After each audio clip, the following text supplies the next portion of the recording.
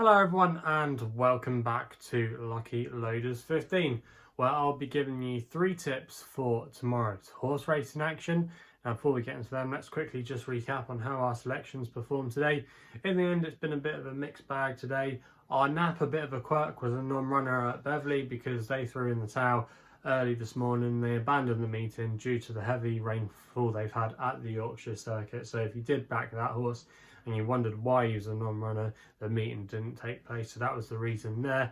Elsewhere, we had 3 selections run for us at Hamilton, where we came out with a winner. We had a winning next best. Celtic Empress wasn't a particularly original selection, but looked really well treated on her last run, and I thought she looked the kind of filly that could progress. And who knows, it'd be interesting to see how she does progress this season for David O'Meara.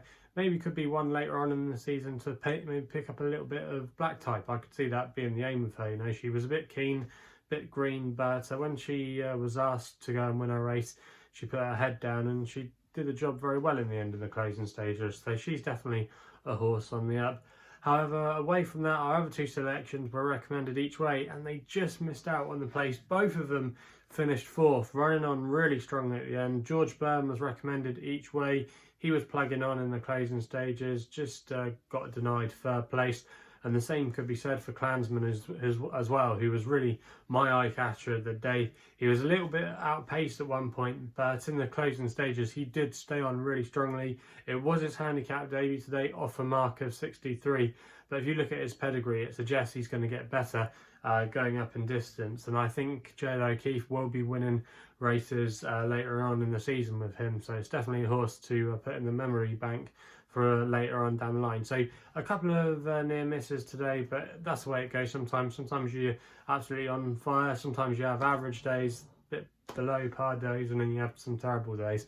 It was just a bit below par today, but hopefully we can turn it around tomorrow and actually have a nap that runs for us. We've been in good form with the naps of late, and hopefully we can have a winning nap tomorrow. And we're actually going to be starting with my nap, which runs in the last race tomorrow, actually at Ripon. Now, Ripon has had a lot of rain over the last few weeks, like lots of parts of the UK have, so it's going to be quite testing work for some of the horses there tomorrow. But this horse that's going to be my nap, Show Palace, which is currently available at 4-1, should be able to handle these conditions.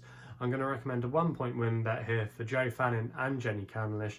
Now, this horse is a multiple winner. He's won 12 times during his career for Jenny Candlish, and a lot of his best form has come on the turf and when there's been a bit of cut in the ground.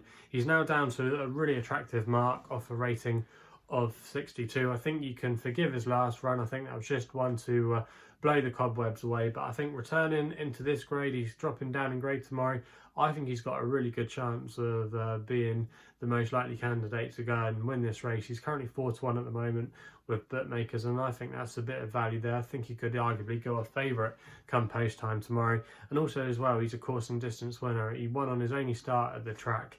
So that's good. A lot of horses can sometimes just not handle Ripon, you know, because it's a bit of an undulating track. There's a few dips and bumps in it, and a lot of horses get caught off guard, but at least we know he can handle it. We'll know be able to handle the conditions, and the race might suit for him as well. There's a few horses that like to get on with things, like to be handy, the likes of Van Gogh, and he's a prominent runner. You've got Quayar as well, and a couple of others in there. So yeah, there should be a good pace for him to aim at, and I expect him to come with a late run and get the job done. So Show Palace is going to be my nap of the day in the 5:15.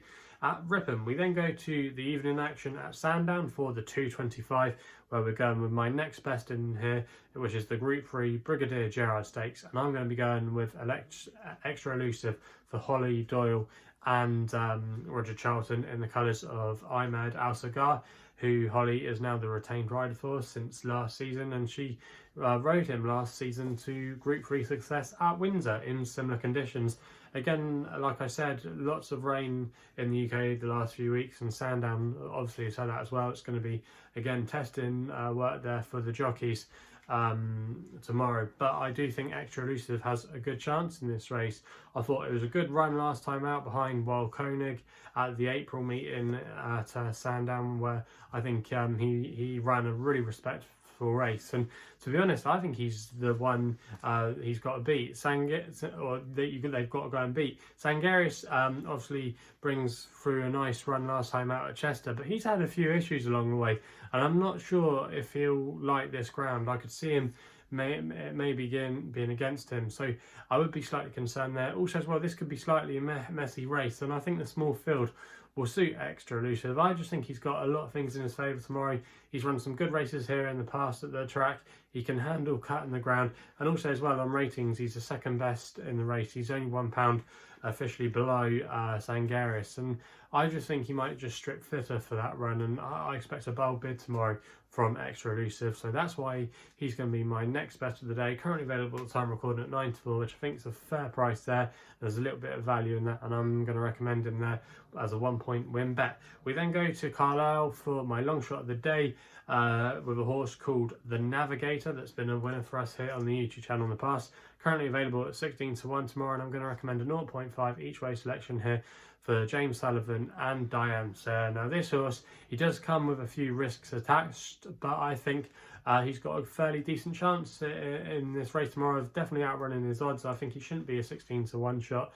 He's shown some good form on the flat in the past. I remember we put him up as a winner when he won at Catterick off a £2 lower mark. He's now down to a rating of 78, but when he won at Catterick last season, he went up quite a bit by the handicapper, and I just think it was a little bit too warm for him, and he was running in better calibre races. His latest run on the flat saw him finish 7th at Hamilton, but to be fair, that wasn't a bad race at all. There were some smart Mark Johnson horses in there, including Hockfeld, who probably should have won that race, but he ran a cracker in the Chester Cup behind the likes of Falcon 8. So I think that was quite a decent form, and this dropping grade tomorrow I think will suit him.